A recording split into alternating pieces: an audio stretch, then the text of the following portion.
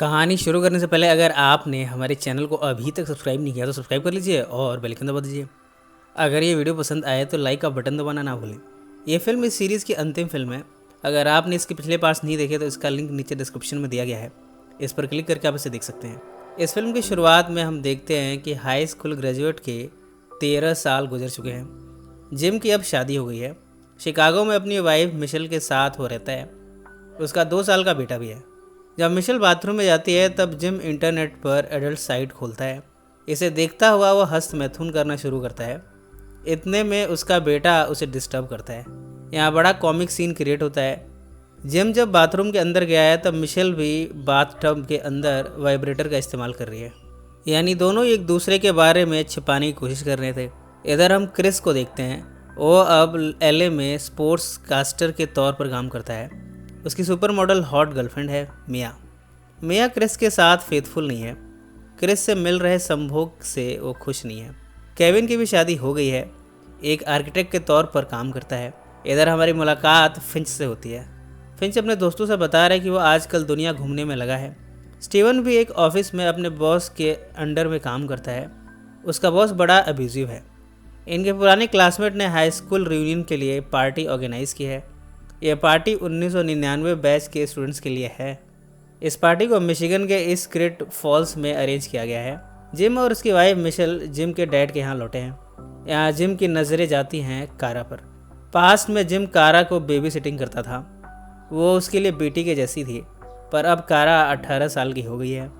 Gym कारा को देखकर आकर्षित होता है। कारा भी उससे मिलने आती है। जिम बताता है कि इतने सालों में उसने क्या क्या किया।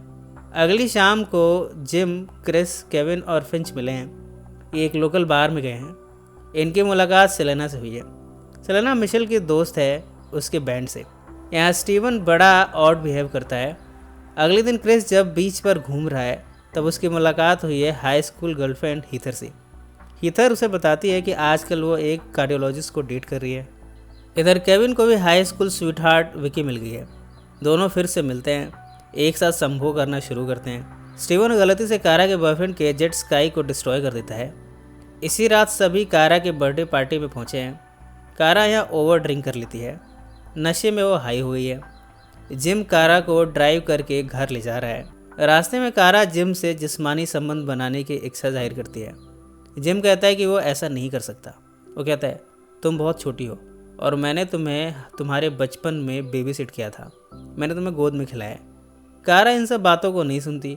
वो जिम को सिड्यूस करना शुरू करती है और जिम के करीब जाती है। जिम जब ड्राइव कर रहा है तब वो जिम का मुख मैथुन करती है। जिम इतना अनकंफर्टेबल होता है कि उससे गाड़ी का एक्सीडेंट हो गया है।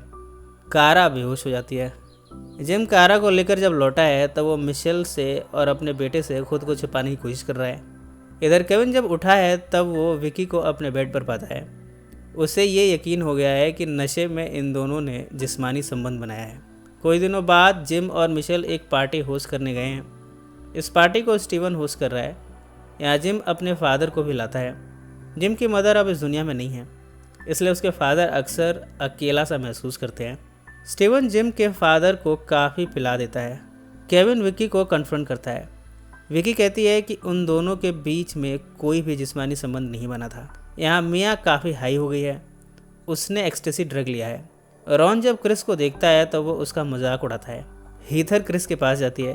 वो उसे कंफर्ट देती है। दोनों एक दूसरे को पसंद करते हैं। ये एक साथ रियूनाइट हो रहे हैं। तभी मिया ये सब देख लेती है। यहाँ मिया और हीथर में फाइट होती है। जिम के फादर को भी अपना अकेलापन दूर करने के लिए किसी की तलाश है। उनकी मुलाकात हुई है स्टीवन की मॉम से। जिम बाद में अपने फादर से मिलकर कहता है, शायद मिशेल से मेरी रिलेशनशिप टूट जाएगी। हम दोनों के बीच महीनों से जिस्मानी संबंध नहीं बना। उसके फादर कहते हैं कि उनके रिश्ते में भी ये सब आम बात है। उनके साथ भी ऐसा हो चुका है। वो कहते हैं कि जिम की मदर और उन्होंने कई बार तो महीनों तक बिना संभोग के ही बिताया। ये सब नॉर्मल है। जिम ने अब रोल प्ले वाला संभोग करने का फैसला किया है। इसके लिए उसने पूरी तैयारी भी कर ली है। खुद को चेन से और इन कपड़ों से सुसज्जित भी कर लिया है। उसे इंतज़ार है तो बस मिशेल का। पर यहाँ गलती से कारा पहुँच गई है। कारा यहाँ फिर से जिम से संभोग की कामना जाहिर करती है। जिम कहता है कि कारा को उसने गोद में खिलाया है, वो ऐसा नहीं कर सकता। कारा कहती है कि वो वर्जिन है वो अपनी वर्जिनिटी जिम के साथ ही लूज़ करना चाहती है। दोनों यहाँ एक दूसरे के करीब आते हैं। कारा जिम के साथ रति क्रिया कर रही है कि तभी यहाँ कारा का बॉयफ्रेंड आ जाता है। यहाँ लड़ाई होती है। जिम के फ्रेंड और कारा के बॉयफ्रेंड के फ्रेंड में काफ़ी भयानक लड़ाई होती है। मिशेल भी शोरगुल सुनकर यहाँ पहुँचती है। जिम को इस आपत्तिजनक हालत में देखकर वो गुस्सा होती है। जिम कहता है कि उसका कारा से कोई लेना देना नहीं है, वो तो कारा की परवाह भी नहीं करता। कारा इस बात पर गुस्सा होकर चली जाती है। मिशेल भी गुस्से में यहाँ से जा रही है। बेचारे जिम की सारी प्लानिंग धरी की धरी रह गई। इतना में यहाँ पुलिस पहुंची है। पुलिस ने फिंच को मोटरसाइकिल चुराने के जुर्म में अरेस्ट किया है। स्टीवन को यह सब बड़ा फनी लग रहा है। स्टीवन की इस इमेच्योरिटी पर सभी दोस्त उसे नापसंद कर रहे हैं, सब उसकी बुराई करते हैं। स्टीवन भी गुस्से में पार्टी को एंड कर देता है। अगली सुबह जिम और उसके फादर मिले हैं। वो जिम को सलाह देते हुए बताते हैं कि किस तरह जिम और मिशेल का रिश्ता अभी भी बच सकता है। इधर फिंच ने स्टेपल्स कॉरपोरेशन में असिस्टेंट मैनेजर बनने का फैसला किया है। सभी दोस्तों को ये रियलाइज़ हुआ है कि स्टीवन चाहे जितना भी इमेच्योर हो, पर वो सभी की केयर करता है। सभी स्टीवन के पास जाकर उससे माफ़ी मांगते हैं। सब उसे मनाते हुए कहते हैं, हमारा हाई स्कूल उतना फ़नी नहीं होता अगर तुम हमें नहीं मिले होते। स्टीवन भी इस बात से खुश होता है। वो अपनी जॉब छोड़ देता है। रीयूनियन के लिए सभी साथ में जा रहे हैं। केविन ने विकी से अपनी रिलेशनशिप को रिज्यूम किया है। फिंच सेलेना से झूठ बोलने के लिए माफ़ी मांगता है। क्रिस हीथर से मिला है। वो कहता है कि उसने मिया से ब्रेकअप कर लिया है। स्टीवन रॉन को पंच मारता है। रॉन दरअसल क्रिस को धमका रहा था। जिम मिशेल के पास पहुंचा है, उसे माफ़ी मांगता है। दोनों पहले तो एक अजनबी की तरह मिलते हैं। जिम कहता है कि अगर मिशेल उससे ना मिली होती तो आज कितना अकेलापन होता। मिशेल भी उसे माफ़ कर देती है। दोनों अब साथ में हैं। अब दोनों साथ में ओपन में संभोग कर रहे हैं। नाडिया आकर इन्हें इंटरप्ट करती है, पर जब वो इन दोनों के बीच के पैशन को देखती है तब वो खुश है कि दोनों अब साथ में हैं। जेसिका रिवील करती है कि वो गे है। शर्मन भी अब लोनी के साथ जिस्मानी संबंध बना रहा है। इन दोनों को मिलाने में स्टीवन का बड़ा हाथ है। स्टीवन को वेडिंग प्लानर के तौर पर जॉब मिली है।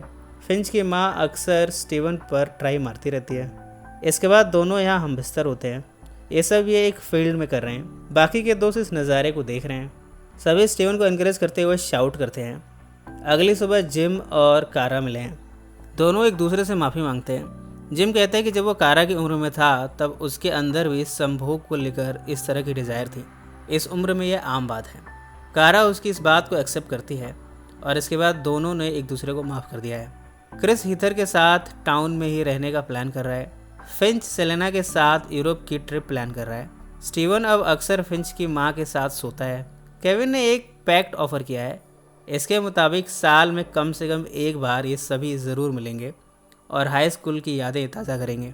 फिल्म के एंड में हमें जिम के फादर को मूवी थिएटर में दिखाया जाता है। स्टीवन की माँ उनके साथ है। स्टीवन की माँ यहाँ जिम के फादर का मुख मैथुन करती है। यहाँ की ऑडियंस सभी बड़े ऑकवर्ड तरीके से इस कपल को देख रहे हैं और ये फिल्म यहीं समाप्त हो जाती है।